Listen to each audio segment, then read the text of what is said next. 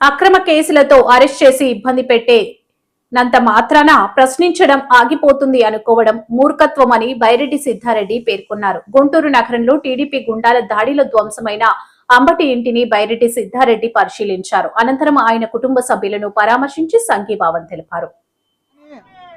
కానీ వాళ్ళని క్షమించండి ఎవరో తెలుసా? ఆ భగవంతుడు, ఆ వెంకటేశ్వర స్వామి వాళ్ళని క్షమించాడని చెప్పి ఈ సందర్భంగా నేను తెలియజేసుకుంటూ, ఇంకా వాళ్ళు చేసిన పాపాల గురించి చెప్తే గానీ ఆడ సింహాచలం దేవస్థానం కాడి నుంచి, ఆడ కాశీబుగ్గ కాడి నుంచి, తిరుమలలో జరిగిన తొక్కిసలాట కాడి నుంచి, నిన్న శ్రీశైలంలో జరిగిన లాఠీ చార్జ్ వరకు వాళ్ళ గురించి చెప్తే గానీ రాష్ట్ర ప్రజలే ఎంటబడి తంతారని చెప్పి ఈ సందర్భంగా నేను తెలియజేసుకుంటూ, ఇక్కడ ఉన్న లోకల్ ఎమ్మెల్యే గారు కూడా మా అక్కకి రాజకీయం కొత్త అయినా కూడా చాలా స్పష్టంగా, నిదానంగా, క్లారిటీగా, ఎటువంటి భయం లేకుండా, వణుకు లేకుండా, తొణుకు లేకుండా, బెనుకు లేకుండా మాట్లాడిందంటే దానికి కారణం వాళ్ళలో తప్పు లేదు, నిజాయితీ ఉంది కాబట్టి. అవతల పక్కనే ఆమెను నేను ఇప్పటివరకు వారం రోజులు చూడబట్టి టెన్షన్ తప్ప ఏం లేదు. అంటే అతి త్వరలో నాకెందుకో అంబటి రాంబాబు అన్న దగ్గరకు వస్తారు, 3 ఏళ్ళు అయిపోతేనే. మాదేం తప్పు లేదు, ఏదో చంద్రబాబు నాయుడు చెప్తే చేసినామనో, లోకేష్ చెప్తే చేసినాడు అని. ఆ రోజు మీ ఇష్టం, క్షమిస్తారో లేదో అది కూడా మీకు ఇష్టం అని చెప్పి నేను అదే చెప్పినా కదన్నా, సంవత్సరం నుంచి పెడతారు.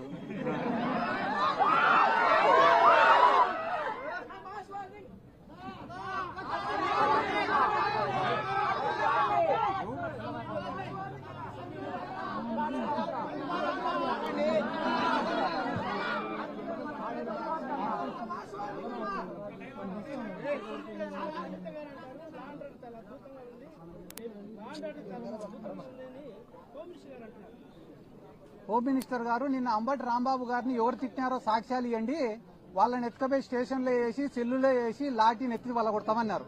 మళ్ళా ఆధారాలు మీ మీడియా వాళ్ళ కాడ ఉన్నాయా లేదా? అంబటి రాంబాబు గారిని తిట్టినట ఉన్నాయి కదా వీడియోలు, అవి ఆధారాలే కదా. మళ్ళీ ఆధారాలు లేవంటున్నారు. అదే రకంగా ఈరోజు రాష్ట్రంలో లా అండ్ ఆర్డర్ లేదు, వాళ్ళు ఏమంటారు? ఆటోమేటిక్ గా ఉంది అంటారు. కాబట్టి వాళ్ళు ఎస్ అంటే మీరు ఎస్ అనాలా, నో అంటే లేకుంటే నీ పైన నా పైన కేసు. అన్న, దేవుని జోలికి పోయిన వాళ్ళకి ఎటువంటి శిక్ష అనేది ఇంకా అది చెప్పకూడదు అన్న. ఎందుకంటే కానీ దేంతో రాజకీయం చేయొచ్చు, కానీ దేవుడితో కానీ భక్తుల మనోభావాలతో కానీ చేయకూడదు. ఈ రోజు ఒక వెంకటేశ్వర స్వామి అంటే ఆంధ్ర రాష్ట్ర ప్రజలకో, చిత్తూరు జిల్లా ప్రజలకో మాత్రమే సొంతమైనటువంటి స్వామి కాదు కదా. ప్రపంచ దేశాలలో ఉండే భక్తులు ఉన్నారు, హిందువులు అందరూ కూడా వెంకటేశ్వర స్వామిని ఎంతో పవిత్రంగా భావించి వస్తారు. ఒకవేళ నిజంగంటేనే దాంట్లో ఏదన్నా తప్పు జరిగినా కూడా చట్టం తన పని తను చేసుకుని పోవాలా తప్ప, రాష్ట్రానికి పెద్ద దిక్కుగా ముఖ్యమంత్రి కుర్చీలో ఉన్న చంద్రబాబు నాయుడు గారు ఇన్నిసార్లు ప్రెస్ మీట్ పెట్టి దాంట్లో పందికొవ్వనో, లేకుంటే గాన బాత్రూంలు కడిగే కెమికల్ ఉందనో, లేకుంటే గాన దాని యొక్క పవిత్రను తగ్గించే పని మాత్రం చెయ్యకూడదు. అది తప్పు. ఆ పని ఆయన పూనుకున్నాడంటే కేవలం ఈ రాజకీయ స్వార్థంతో చేస్తున్నాడు తప్ప దాంట్లో నిజం లేదని అర్థం.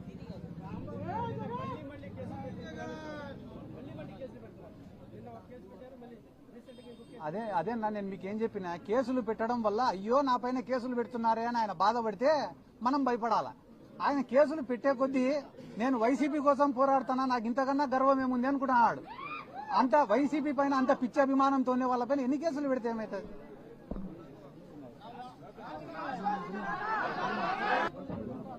ఒక మనిషిని ఇబ్బంది పెడితేనో, లేదా ఒక మనిషిని బాధ పెడితేనో ప్రభుత్వాన్ని ప్రశ్నించడం ఆగిపోతుంది అనుకోవడం, లేదా ప్రభుత్వం చేసిన తప్పులను వేలెత్తి ఎవరు చూపించారని అనుకోవడం ఆ ప్రభుత్వం యొక్క మూర్ఖత్వం అవుతుంది. ఈరోజు దాదాపుగా 2000 మంది అంబటి రాంబాబు గారి ఇంటిపైన దాడి చేస్తే, అంబటి రాంబాబు గారు ఈరోజు బాధితుడు, విక్టిమ్ ఆయన.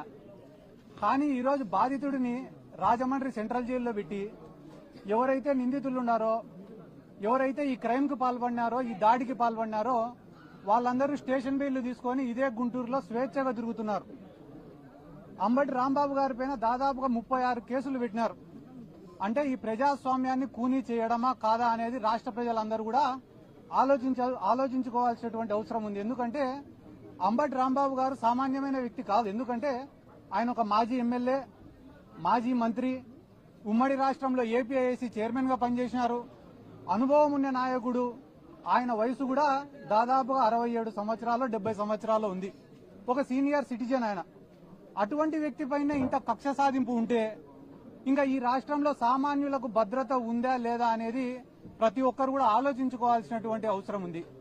ఎందుకంటే గాలిలో ఒకసారి ఎమ్మెల్యేగా గెలిచి ఆ తర్వాత 5 ఏళ్లకు ఎన్నికలకు కూడా కనపడకుండా పోయిన వాళ్ళు ఈ రాష్ట్రంలో చాలా మంది ఉన్నారు. కానీ అంబటి రాంబాబు గారు అట్లా కాదు. గెలిచినా ఓడిపోయినా ఒక పార్టీని, ఒక నాయకుడిని, ఒక సిద్ధాంతాన్ని, వైఎస్ఆర్ కుటుంబాన్ని నమ్ముకొని చిత్తశుద్దితో కమిట్మెంట్తో పనిచేసినటువంటి నాయకుడు అంబటి రాంబాబు గారు. నిన్న అసెంబ్లీలో ఆయన జైల్లో ఉన్నారు. ఆయన పైన 30 కేసులు పెట్టినారు. అయినా కూడా కడుపు మంట సాలలే వీళ్ళకందరికీ. నిన్న తెలుగుదేశం పార్టీ వాళ్ళు ఫీజు రియంబర్స్మెంట్ బకాయిలు ఏమైనారా అంటే సమాధానం లేదు. ఆరోగ్యశ్రీ సేవలు ఎందుకు ఆపేసినారా అంటే సమాధానం లేదు. 99 రూపాయలకే ప్రభుత్వ భూములన్నీ కూడా ఎందుకు ఇచ్చేస్తున్నారంటే సమాధానం లేదు. హోమ్ మినిస్టర్ ఏం మాట్లాడుతుంది వీటికి సమాధానం అడిగితే తెలుసా? అంబటి రాంబాబు గారు ఇట్ అన్నారంట.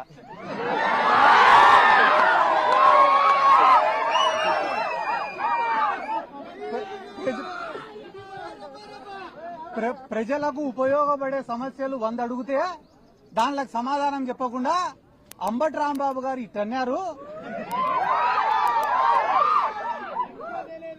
అది దేనికి సంకేతం ఇస్తున్నాడు అంబటి రాంబాబు గారు అని అంటున్నారు.